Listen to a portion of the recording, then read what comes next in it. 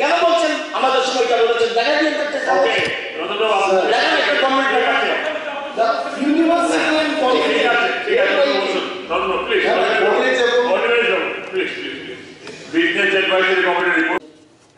BSc মিটিংয়ে তখন আমাদের সদস্য নিয়ে প্রস্তাব উঠেছিলেন এটার সম্বন্ধে একটা কড়া ব্যবস্থা কীভাবে নেওয়া যায় এটা সিরিয়াস করবে এবং আজকে দেখলাম ট্রেজারি অপোজিশন সবাই মিলে এই ধরনের একটা এটার মধ্যে পার্টিসিপেট করেছে।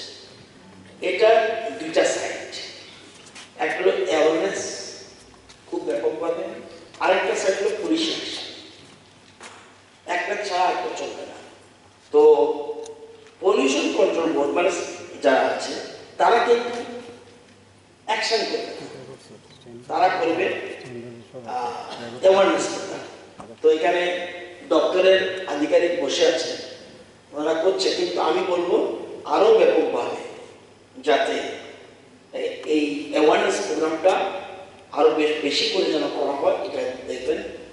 আর পুলিশের আধিকারিক আমি মাননীয় মুখ্যমন্ত্রীর সাথে কথা বলবো যে এলটিপিউ বা পুলিশ ডিপার্টমেন্ট তাদেরকে রিকোয়েস্ট করা হবে and for the provisions of the noise control rules এটা যেন স্ট্রিক্টলি এটা ফলো করা হয়, এটা যাতে ব্যবস্থা গ্রহণ করে উনি ওনাকে বলবো আমি।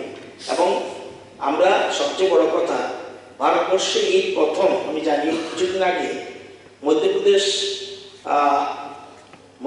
সরকার Trinamool government chief minister 13 December 2023 উনি এটা খুব নতুন একটা বিল এনে ভালো একটা অ্যাকশন নিয়েছেন এবং ওইখানের মধ্যে ওইটা আমরা হিন্দি ভার্সানটাকে ইংলিশ করিয়েছি আমাদের এখানে।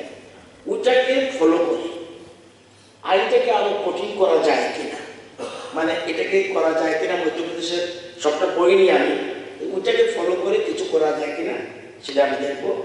আর আমার আঙ্কেল যেটা বলছিলেন এটা 100%, আমি তো খুব স্ট্রংলি পুলিশকে বলি, আমার এলাকা হলো যদিও পুলিশ দপ্তর আমার আছে না, কিন্তু ওইখানে কিন্তু আপনাদেরও ভূমিকা থাকতে হবে। এটা আমি বললাম না সবটা খোলা। তো এটা যেন এটা অনেক জায়গাতে হয়, এটা কোনো মতে বরদাস্ত করা উচিত না। এবং অনেকের কিন্তু সমাজের অনেক মহিলারা মানে তাদের পয়সা করি সব নষ্ট করে, যারা একটু ইনভলভ হয় সব নষ্ট করে ফেলছে। তো এই বিষয়গুলি আজকে আলোচনা হয়েছে। আমি আধিকারিক মহোদয় আছে, উনিও বলবেন, আমি মাননীয় মুখ্যমন্ত্রীর সঙ্গে ওনার দপ্তর, উনি এই দপ্তর পরিচালনা করেন, আর ওনার কাছে বলবো যে আমরা আরো ইয়ে করি। আসলে ঠিকই এটা সিরিয়াস কন্ডিশন, হ্যাঁ দুই রকম আছে, একটা সিস্টেম আছে, ওইটা এরকম করা যায় কিনা আমি দেখেছি এখানে একটা তারা করেছে। According to Rule 3.1 and 4.1 of Noise Pollution Regulation Control Rules 2000 as amended, generally following the provisions of the noise standards under the permissible maximum noise limit in decibels mentioned in the schedule for the rules. Use of maximum 0 to decibels of medium size should be allowed. Due permission of DJ and loudspeaker, যেটা আপনি কীর্তন বলছেন, এটা হচ্ছে loudspeaker, must be taken from the competent level. এগুলি করা উচিত। তো সরকার নিশ্চয়ই আরও আজকে হওয়ায় আমরা আমাদের বলে দেওয়া হয়েছে, সেই জন্য আমরা এই ব্যাপারটা আমরা প্রয়োজনীয় পদক্ষেপ গ্রহণ করব। এই ডিজিআর ব্যবহার সম্পর্কিত অনেকে বলছেন, আমি তাদেরকে ধন্যবাদ জানাচ্ছি, কিন্তু এটার সঙ্গে এই শীতকালে সারা রাত কীর্তনের একটা ব্যবস্থা, সারা রাত কোথাও কোথাও কীর্তন শুরু হয়েছে, ওইটা এত অনেকটা চুঙ্গা লাগে, এই কীর্তনটা যেমন এমনভাবে বাজানো হয় তাই সেখানে মানে এখনো পরীক্ষা চলছে, কোথাও যেমন খোয়াই পরীক্ষা চলতেছে, ওই সমস্ত মানে সারা রাত কীর্তনের জন্য অনেকে পড়াশোনার সমস্যা হচ্ছে। আর দ্বিতীয়ত হইল গ্রাম অঞ্চলে, শহর এলাকা বাদে গ্রাম অঞ্চলে আজকাল সুপারস্টার অর্কেস্ট্রার নামে সারা রাত ডিজিআর বাজিয়ে সেখানে নাচ গান হচ্ছে।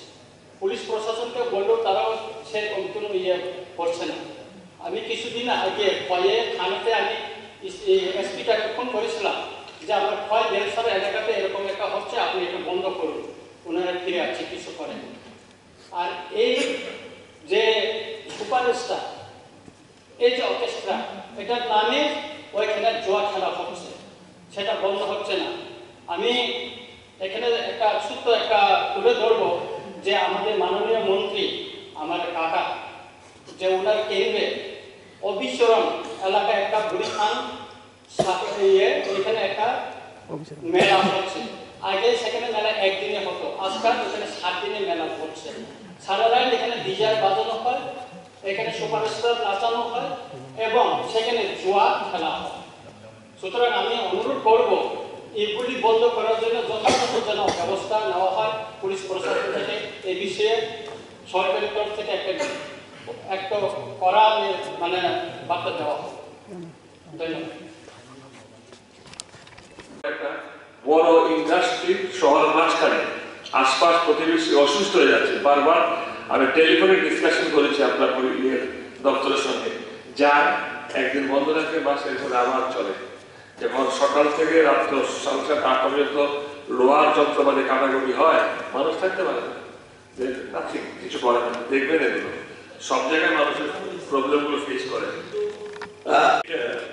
সম্ভবত সেকেন্ড সেশন, তখন বোর্ডে একজন বলছিল অমরপুরের একটা স্কুলে একটা অভিযোগ হয়েছে এরকম, একজন টিচার, তিনি অম্পি, তিনি সবাইকে যে কোনো একটা স্ক্রিপ্টে লেখার জন্য বাধ্য করেছে।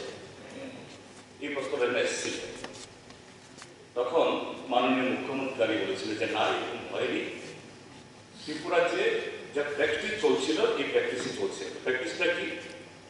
কেউ বাংলা হরফে লেখেন, কেউ রোমান হরফে লেখেন, এটা আছে, এরকম কোনো দেওয়া হয়। পরবর্তী সময়েতে সেই শিক্ষক মহাশয়ের ব্যক্তিগত জীবনে এটা নিয়ে অনেক ঘটনা ঘটেছে, আমি বলতে চাই। এবং এই হাউসকে এসব করেছেন মাননীয় মুখ্যমন্ত্রী যে হ্যাঁ, এই সিবিএসসিকেও অ্যাকর্ডিংলি স্টেট গভর্নমেন্টের তরফ থেকে বলা হয়। কিন্তু এখন দেখা গেল তাহলে যেরকম বলা হয়, একে মোর দেন 5000 স্টুডেন্টস যারা ইয়ে থেকে রোমান স্কুলে লিখে আসছে, এদের এখন তাদের লাইফটা জিওপার্টাইজ হবে, এরা লিখতে পারবে না। এটা তো একেবারে বলা যেতে পারে একটা খুব প্ল্যানফুলি একটা অংশের ছাত্রছাত্রীদের ভবিষ্যৎটাকে অন্য কাউকে ঠেলে দেওয়া। এই ক্ষেত্রে সরকার কি ভূমিকা নেবেন এটা ক্লিয়ার হবে, স্যার স্পষ্টভাবে বলতে হবে। গত বিধানসভায় আমি এটা নিয়ে আলোচনা করেছি। ত্রিপুরা রাজ্যের গ্রাউন্ড ওয়াটার লেভেল কিন্তু নিচে চলে যাচ্ছে। আই হ্যাভ সিন এই দপ্তরে একটা ইন্টেনশন থাকে ডিপ টিউবওয়েল বসিয়ে জল সেচের ব্যবস্থা করা যায়। মাই পয়েন্ট ইজ, যেখানে আমার বিধানসভা এলাকায়, আমি সেখানকার কথাই বলছি, সমরুদ ছড়া, চাম্পা ছড়া, আর অনেক কয়েকটি ছড়া আছে, থ্রু আউট দি ইয়ার সেখানে জলের ব্যবস্থা আছে, স্ট্রিমের ব্যবস্থা আছে, জল যাচ্ছে। এইখানে গ্রাউন্ড ওয়াটার লেভেলকে ক্ষতি না করে যদি স্লুইস গেটের ব্যবস্থা করা যেত, অনেক কৃষিযোগ্য জমি সেখানে আমরা ধান চাষ করতে পারতাম। এনইপি হাউস আমি জানি না আমরা কতজন বাজার থেকে চাল কিনে খাই, 30 টাকা থেকে 50 টাকা দামের মধ্যে প্রতি কেজি করে আমাদের চাল কিনতে হচ্ছে। এবং আরো বেশি করে যদি ধান চাষ করা যেত ত্রিপুরায়, প্রবাবলি বাজারে আরো বেশি করে চালের আমদানি হতো, তাতে the price also would have come down. সেই লক্ষ্যে আমি সরকারের কাছে জানতে চাইব যে আগামী দিন ত্রিপুরা রাজ্যের যেখানে যেখানে ওয়াটার স্ট্রিম রয়েছে সেখানে সুইচ গেট স্থাপন করে কৃষিযোগ্য জমিতে জল সেচের ব্যবস্থা করা হবে কিনা, 1 নম্বর। 2 নম্বর হলো, গত 5 বছরে যদি মন্ত্রী মহোদয়ের জানা থাকে, উনি তো ভারপ্রাপ্ত, ভারপ্রাপ্তের রূপেই উনি উত্তর দেবেন আমি জানি, but still you please try that কোনো স্লুইস গেট আপনারা নির্মাণ করেছেন কিনা ইন দি লাস্ট 2-3 ইয়ার্স, এবং কত টাকা খরচ হয়েছে এটা করতে গিয়ে। কথা বলছি, do you have the information ত্রিপুরায় কয়টি স্লুইস গেট আছে এবং তার মধ্যে কয়টা সচল কয়টা অচল আছে আপনি বলতে পারবেন? Please tell me. একটা বিষয় নিয়ে আমি অধ্যক্ষ মহোদয়ের কাছে দৃষ্টি আকর্ষণ করছি যে প্রথম বিধানসভায়, আমার মনে হচ্ছে প্রথম বিধানসভায় ককবরক সাবজেক্ট ইন সিবিএসই এইটার প্রশ্নপত্র যেন রোমান স্ক্রিপ্ট এবং বাংলা স্ক্রিপ্ট দুইটাতেই যেন হয় তার আমরা আলোচনা করেছি। And I can remember Honorable Chief Minister also education দপ্তরের যিনি ভারপ্রাপ্ত মন্ত্রী উনি কথা দিয়েছিলেন যে সিবিএসই কর্তৃপক্ষকে জানানো হবে বেঙ্গলি স্ক্রিপ্ট এবং রোমান স্ক্রিপ্টে ককবরক যেন লেখা। বাট এইবার আমার কাছে যা তথ্য আছে আগামী 15 তারিখ ফেব্রুয়ারি 2024 10:30 থেকে 1:30 পর্যন্ত ককবরক বিষয়ের পরীক্ষা সিবিএসইতে হবে। সিবিএসই বলেছে রোমান স্ক্রিপ্টে লেখা চলবে না, বেঙ্গলি স্ক্রিপ্টেই হবে।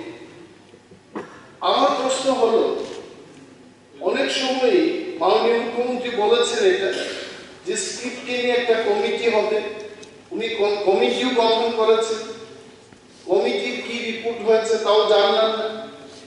অ্যানাদার পয়েন্ট ইজ, একটা আরটিআই দিয়ে আমরা জানতে চেষ্টা করেছি যে সিবিএসইতে ককবরককে নিয়ে রাজ্য সরকারের কোনো পলিসি বা অর্ডার আছে কিনা। এখানে আরটিআইটা করা হলো 19 তারিখ 9/2023, মানে কয়েক মাস আগে। এখানে গভর্নমেন্ট উত্তর দিয়েছে there is no government order regarding the framing of CBSE Kokborok language question paper in Bengali script। এটাই যদি সত্য হয় তাহলে কি করে director of Kokborok and other minority language Shiksha Bhavan Agartala থেকে 13 তারিখ অক্টোবর 2022 একটা চিঠি করে সিবিএসই কে লিখেছে যে CBSE examination may be prepared in Bengali script as per policy decision of the government। গভর্নমেন্টের যেখানে কোনো পলিসি নেই সেখানে কি করে ডাইরেক্টর মহোদয় সিবিএসই কে চিঠি লিখে জানাতে পারে যে বেঙ্গলি স্ক্রিপ্টেই হোক?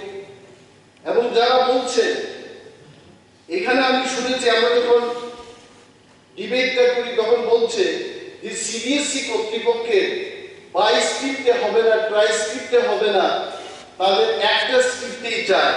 তাহলে আমার প্রশ্ন হচ্ছে, এখানে সিবিএসই ক্লিয়ারলি বলেছে যে সংস্কৃতে যারা লিখবে তারা বাংলায় লিখতে পারবে, তারা রোমানে লিখতে পারবে, তারা দেবনাগরীতে লিখতে পারবে।